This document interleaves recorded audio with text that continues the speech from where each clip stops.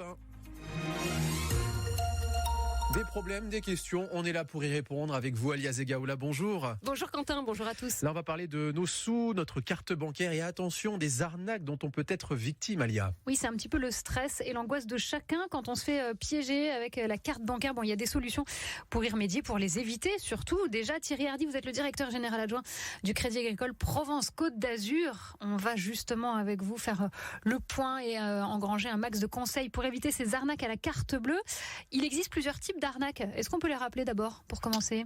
Oui, bien sûr. Bonjour Alia. Écoutez, déjà on peut peut-être commencer par la moins grave des arnaques, qui est aussi la plus fréquente parce qu'elle concerne le plus grand nombre d'entre nous. C'est quand vous constatez des débits cartes sur votre compte alors que vous n'êtes pas à l'origine de l'opération et que votre carte n'est ni perdue ni volée, vous l'avez toujours avec vous. Alors dans ce cas-là, c'est assez simple. Il suffit de réclamer auprès de la banque et dans la grande majorité des cas, vous serez remboursé dès le lendemain.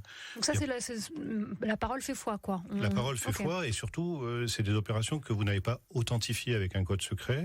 Quelqu'un a usurpé votre numéro de carte et l'a utilisé. Donc il n'y aura pas de frais pour l'opposition de la carte ou ni sa recréation. Et puis même si vous vous rendez pas compte tout de suite qu'il y a eu ce débit, souvent c'est des petites sommes. Vous avez plusieurs mois pour réclamer, donc pas d'inquiétude, vous allez voir la banque, elle s'en occupe. Et les fraudes les plus gênantes, du coup, si je vous suis, c'est celles qui sont faites justement avec un code secret. Qu'on n'a pas donné, bien sûr.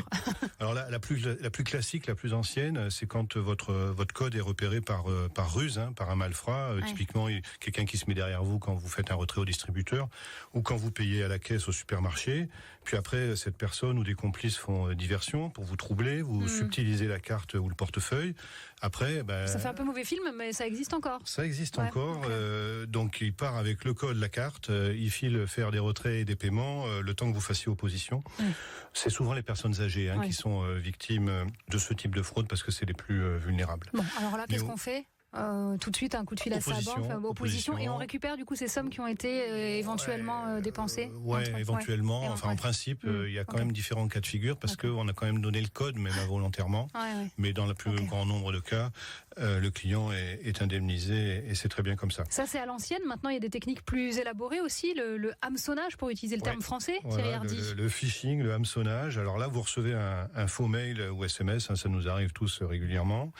Vous cliquez sur un lien, donc sur une adresse sur laquelle on va vous inciter à donner des données confidentielles, numéro de compte, mot de passe, données bancaires, et puis bien sûr après il en est fait un usage frauduleux, des paiements par carte que vous n'avez pas initiés, une intrusion à votre place sur votre site bancaire et donc qui permet de faire des virements, ce qui peut être embêtant, et donc ça c'est le plus grand nombre de fraudes digitales, on va dire aujourd'hui. Donc on rappelle qu'on ne donne pas de renseignements. Surtout pas de renseignements. Et aujourd'hui, on fait aussi attention à une nouvelle mode qui prospère, c'est la fraude aux faux conseillers bancaires. Alors là, ça se passe par téléphone.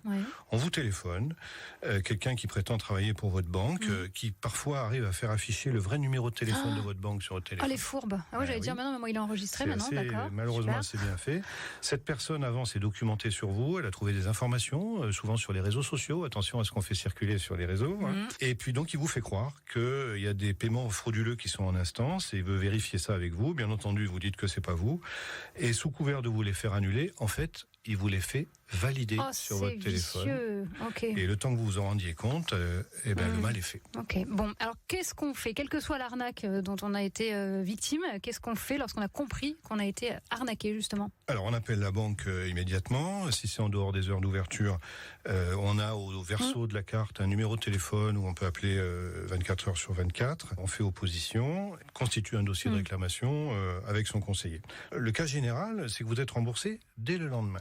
C'est rapide. Sauf dans le cas où votre responsabilité est engagée parce que vous avez commis ce qu'on appelle une négligence grave. Dans un certain nombre de cas, notamment parce que vous avez validé avec votre code des opérations, il y aura discussion avec la banque et pas forcément toujours remboursement. Donc attention à ce qu'on fait de manière générale. Retenez vraiment qu'un conseiller bancaire ne demande jamais un code confidentiel. Et puis quand vous validez une opération sur votre téléphone, c'est souvent comme ça que ça se fait maintenant, lisez bien ce qui est indiqué et si jamais vous ne comprenez pas, vous ne validez pas. Dans le doute, abstiens-toi. Voilà, exactement. On va garder toutes ces infos et les retrouver en résumé, bien sûr, sur francebleu.fr. Thierry Hardy, directeur général adjoint du Crédit Agricole Provence-Côte d'Azur. À bientôt.